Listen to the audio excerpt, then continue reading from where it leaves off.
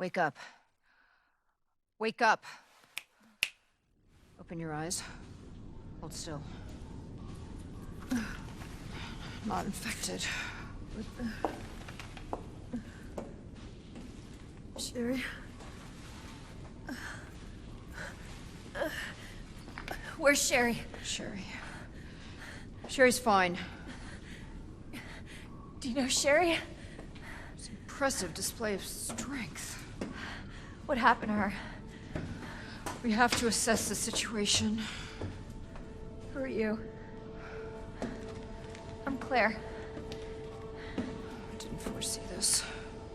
Excuse me. Where is she? Hello?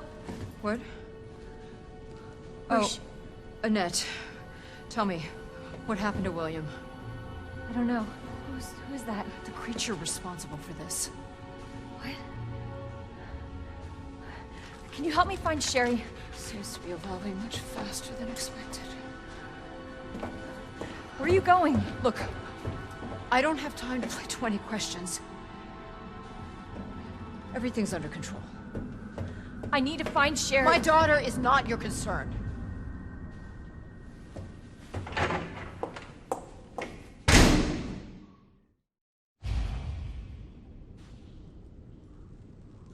Sherry's her daughter?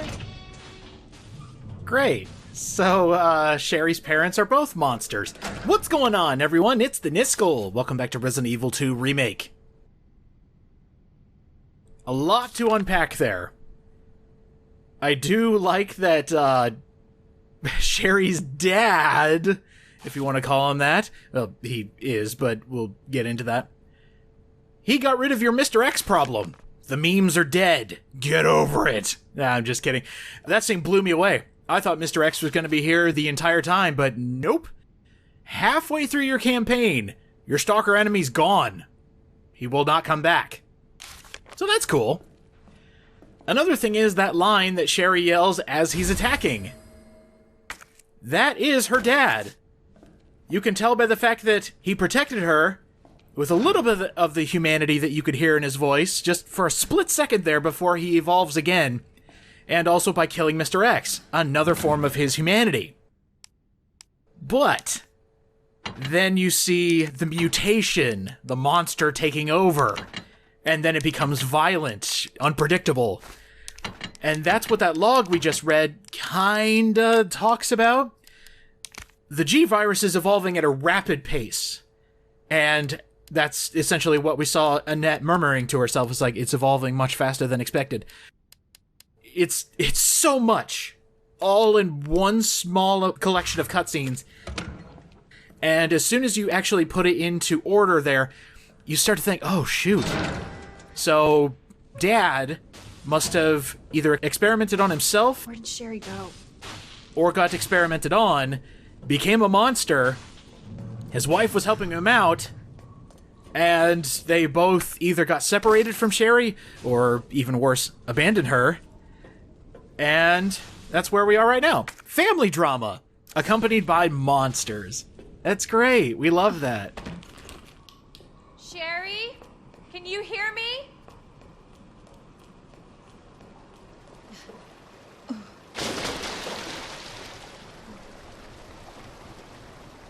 Great. Just what I wanted. Now I'm gonna smell like shit. Literally. Okay. Capcom, let me level with you. 95% of Resident Evil 2 Remake. I freaking adore Past the Moon and the Stars. I love it so much. But then you throw this in here, and I know precisely why you did it. And this is something that has... I'm not going to say it's like a plague or a pattern or anything, but it's something I've noticed, and this is just for me personally.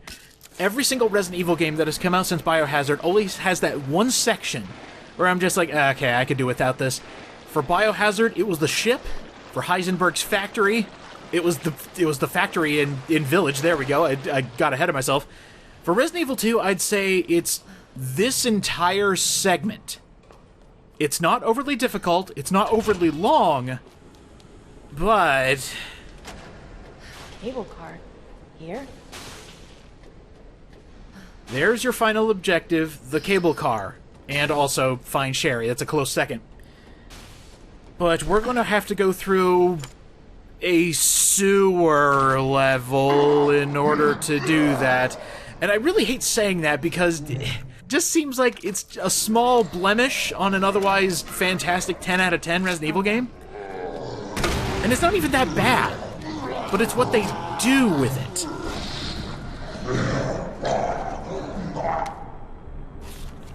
Oh, this should be good. Alarms going off all over Nest. This one's very descriptive. I enjoy this one. So, Nest has been contaminated by a virus, whatever the hell Nest is. Uh-oh, somebody plagued. You know that scene from the first Resident Evil movie where some supposedly unnamed guy just tosses a vial of the T-virus and ruins everything? That's what it reminds me of.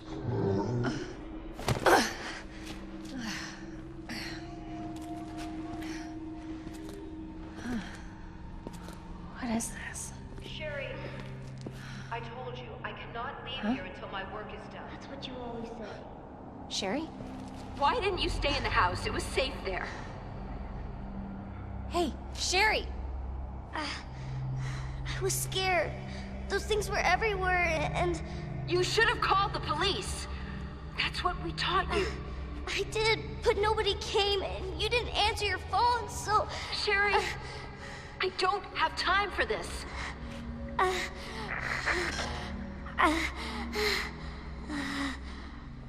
Oh no. Sherry! Sherry, I'm coming! Hold on, Sherry. I'll be right there.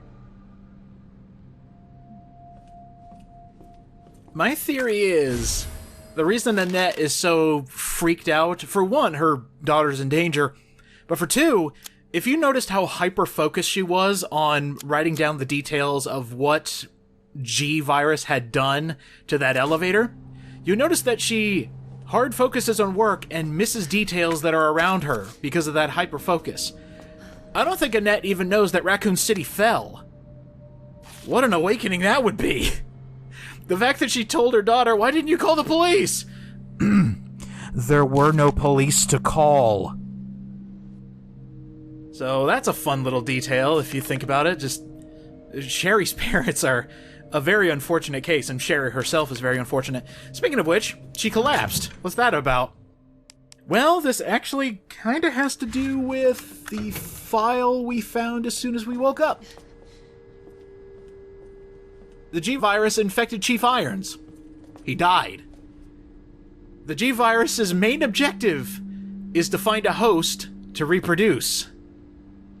And it just so happens, wow, somebody with a close genetic makeup of whoever's infected with G-virus is a perfect candidate. Put 1 plus 1 together and you realize, uh-oh. I was really hoping they would bring back the chest plugs. And they did! It's great! So we have a puzzle. In order to get to Sherry, we need to find 6 chest plugs instead of the 4 from the original game. And we need to put them in the correct order. This puzzle is great. But we're missing 3, so we have to go find those. See, it's only the enemies down here that really burn my biscuits. I can't believe I just said that, but it matches what I'm feeling every single time I come down here. The enemies they introduce here in the sewer system are horrific abominations. I hate them.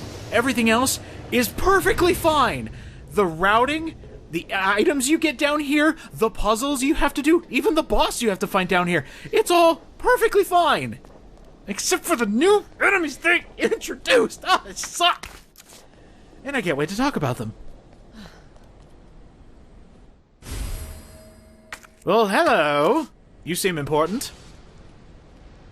ID wristband required for cable car entry. I guess while we're working to find a way to get to Sherry, we'll look out for a wristband in order to open up the cable car. So this is pretty great. This is letting you know that we have another safe coming here soon. Cool. More items. We love it. The solution is written on the side of the safe in chalk. So I guess they didn't have a proper way to hide the combination, so they just said, put it on the side of the safe. But what's funny is, the first few times I played through this, I didn't even know that memo was there. I moved my camera around all over the place, so when I first played this, I saw this by accident. L2, R12, L8. Easy combination, and well worth getting. I should note by this point, all the combinations are exactly the same no matter what scenario you are playing. So if you're going for a speed run, it's good to write these solutions down. And we just got one hell of an upgrade to our gun. And that guy just woke up, didn't he? Yeah, he just woke up. Great. You remember that opening handgun we had from the beginning of the game? Oh, well, no. It has attachments. It has a quick loader. Awesome, we love that. But not only that, it now has the ability to turn into Claire's version of a Magnum. We just got a Magnum in the sewers. What? That's awesome. So this is great. The SLS-60 is now a Magnum. It can fire high-powered rounds. I call it a Magnum, but it shoots high-powered rounds with the capabilities to blow zombie heads off. You can swap between the enhanced ammo or the regular ammo, and they are just so goddamn powerful that what I like to do is not save it for bosses. Now, don't call me crazy just yet, because these are free kills on every obnoxious zombie you will find down here, and they get really mean with it. One shot to the head, gone! That's what we love to see this far into the game. You will no longer have to deal with these guys. You can save all your other ammo. We're gonna get something special down here. You can save the ammunition for that special thing by killing these guys early with a high-powered Magnum you just got. Now, this is just what I do. A lot of other people would want more security by keeping their high-powered ammo for later. Totally understand that. I'm just showing you that if you want an easy time down here, the things have to die. You can't just leave them on the wayside because they get obnoxious. Zombies can follow you into the water, and then you'll have to deal with them outside of this comfort zone here, out of this loading zone. So that's great. The zombie I killed that was on the ground, he'll definitely wake up later and jump you right as you're leaving a door. That's also great. We love that. Fucking love that. I guess another thing that I'm not gonna really say hate, because I don't really hate this section. There's just some annoying parts. The tool that we have is to open up special doors. There is actually one special door that I don't think I will ever have to open. But for the sake of example, I will show you how it works. Speaking of how it works, this is the only way to open these doors. The opening device is on one side of the door. I think that one actually has one on the other side as well, so that's fantastic. This section right here! This is what I'm talking about, man! It's just this section! Everything else is fine. Okay, I'll get over it, I'll get over it. You definitely want to do this first, because you can pick up this key immediately and save it for later. We got the sewers key. There's a couple small things that we can get, and in fact, that'll lead us to essentially where we're going to end up at the end of this video. It's a very handy key that you want to deal with now. And soul crushing.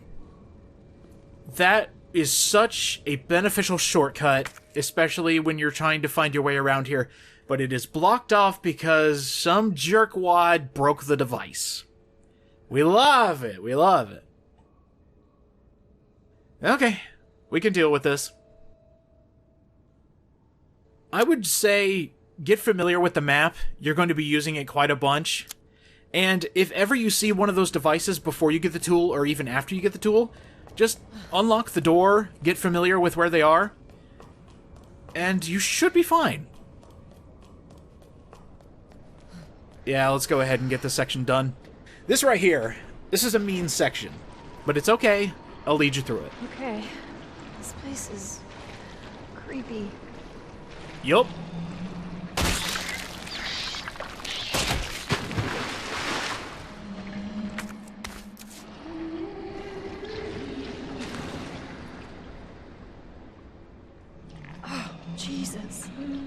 everywhere.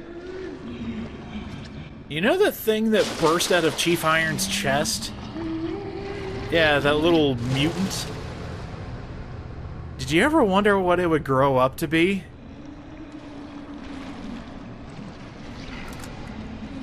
Why would you want to think that, you sick freak? But just in case, for the curious, this is what it grows into. A G-mutant! These things are maddening! They have one hit point, that gigantic glowing eyeball. I bet you couldn't guess that. But they slowly trudge towards you no matter where you are. They have a big grabbing hand that'll pick you up and immediately poison you if you don't have a self-defense item. But as a fan of the original game, this part is phenomenal! In the original Scenario A for Resident Evil 2, you had to deal with these little G-mutants that it's spitting out, as well as the big mutant itself. That was your first boss. And I was curious when I was playing this, aw, darn it, we fight Birkin, G1 to start out with. Where the hell's the G-mutant? They turned it into a normal enemy. Brilliant! Oh, I knew it. So here's what happens if you get caught. You're gonna want to use a self-defense item. Poison is no joke. You gradually take damage and you won't be able to tell what your life is actually at until you cure the poison.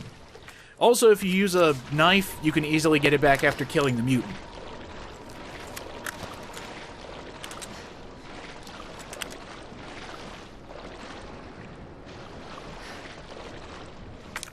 The hunting patterns of these monsters are also something to be feared because they barely poke out of the water, and you need to see them before they see you. Oh, also they do this, where they just come out of pipes. They own this sewer system, and that's terrible. My biggest tip for this is if they create the little mini-mutants, they can be killed with a knife. You don't have to sacrifice any valuable bullets. But we're okay.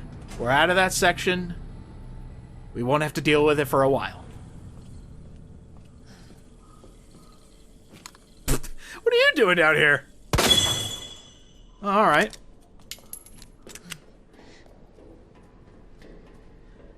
We've got a puzzle! And I love this puzzle. This is great.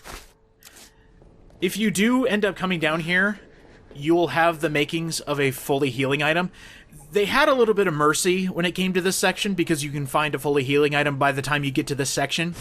Chances are they knew their players might get poisoned on the way here or just roughed up in general. Yay! We got one of the plugs.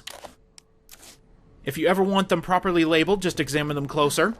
If it helps, it helps. There is a blue herb here. We love that.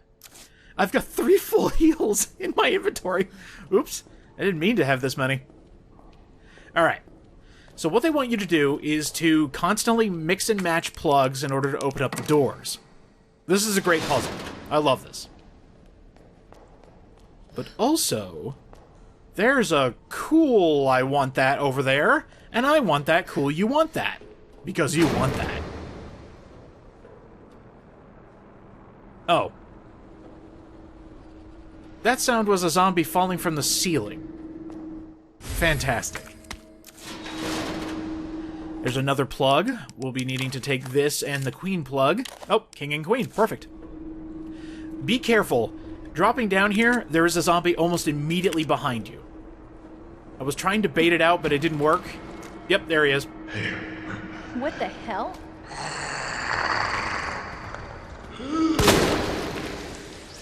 Just wanted to line up the shot. Don't worry. I know what I'm doing. Half the time.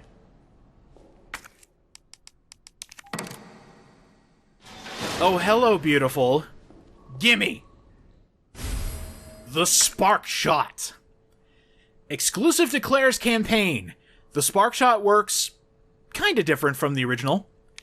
Essentially what you do is you send out a giant taser to an enemy, and you hold down the fire button in order to charge the shot. what'll happen is it'll charge so much electricity into the point of impact that whatever it hit will explode. What the hell? They just keeping this down here? Absolutely, it's great. I think this is the compromise for not having the bow gun in this game. Because that was the only real weapon that was missing from this game was the bow gun. So I think what they did is they gave Leon and Claire a super weapon this far into the game, and that makes up for the missing bow gun. And the bow gun didn't really do too much. It was like a slightly better handgun that you could easily get more ammo for. So I'm not missing it too much because I got the spark shot. That's your puzzle. Again, short and sweet. Great puzzle. Just wanted to double check, make sure I got everything in here, because we are not coming back. But this gives me a perfect excuse to show off the spark shot. It's got very low ammo, but high power. Be careful with these. And... pop! Oh, this weapon's great! Holy shit! It's a cruel mistress if you miss with the spark shot, but as soon as you hit your target and you just stand there and wait for the thing to explode, oh, it's satisfying. There is a quick shortcut out of this section, but be careful. They leave you one kick in the face right at the end. Hello. Just back up. It'll grab for you. And this is the only instance where this happens, where an enemy will go careening towards you, miss, go down into the water, and that splashing back up. Any other time, that would cause you to stumble. But for some reason, that one, after it does its charge and then comes back up, it doesn't cause you to stumble. Which is great, because you don't have to deal with it, because these guys are surprisingly fast. I've had multiple instances where I thought I was in the clear, ran past it, scooped me right up with its big dumb arm, and threw poison in my face. It was terrible. And this is where that zombie lying on the ground would jump you, right here. Told you, they were being little jerks about this section. But it's okay. Everything's dead. Just wanted to survey the area. Wanted to make sure I wasn't missing anything. We can use the tool right there to get to the workroom lift. That's our next objective. Because we have an entire segment we haven't even seen yet.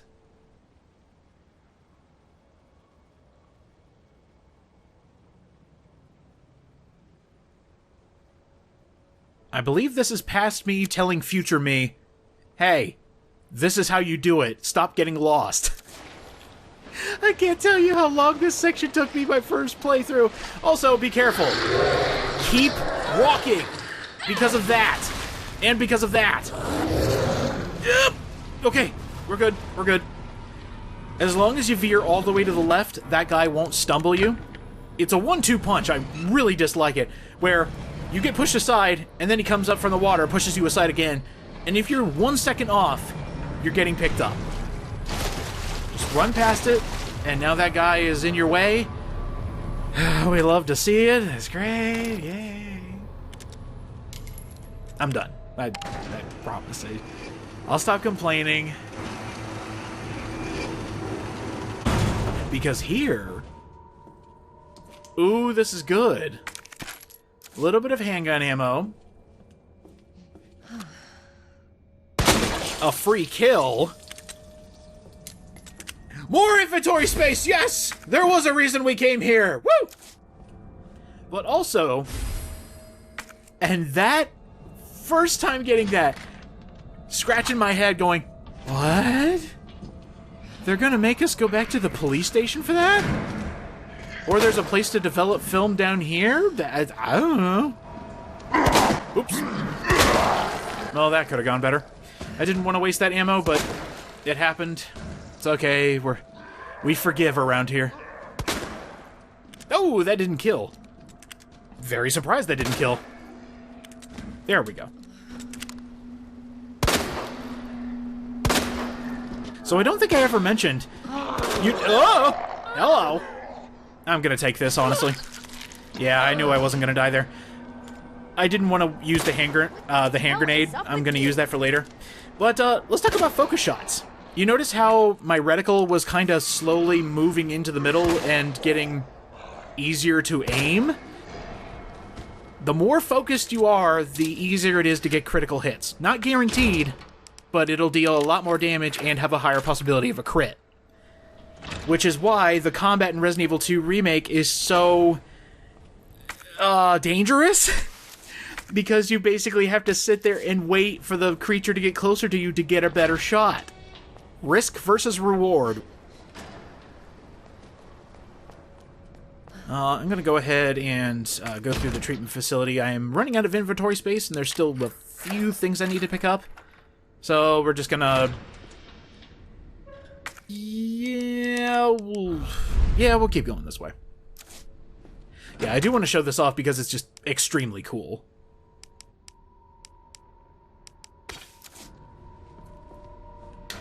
There's a few goodies in here for you. Be sure to pick them up. And this is actually really clever. This right here. That's the combo for the combination lock. That's so clever.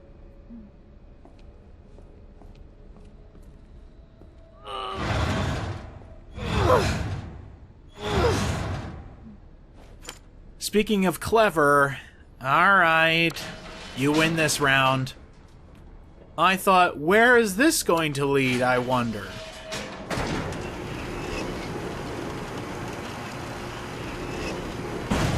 Oh, the police station basement? Well, isn't that neat? Yeah, as soon as I questioned, oh man, they want us to go back to the police station? Almost immediately after that, you find this lift and realize, oh my god, I know where I'm at. Oh my god, we're back at the police... Oh, that's so cool! That is such fun routing, I love it! This means if there's anything you left behind in the police station, well, you have a way to go back and take care of business. And now that we've actually made it back to the police station, I'm going to say next time on Resident Evil 2 Remake, we are going to get the film developed and get any remaining items that could possibly be in the police station. Oh, and also, we have a way in. See you guys next time.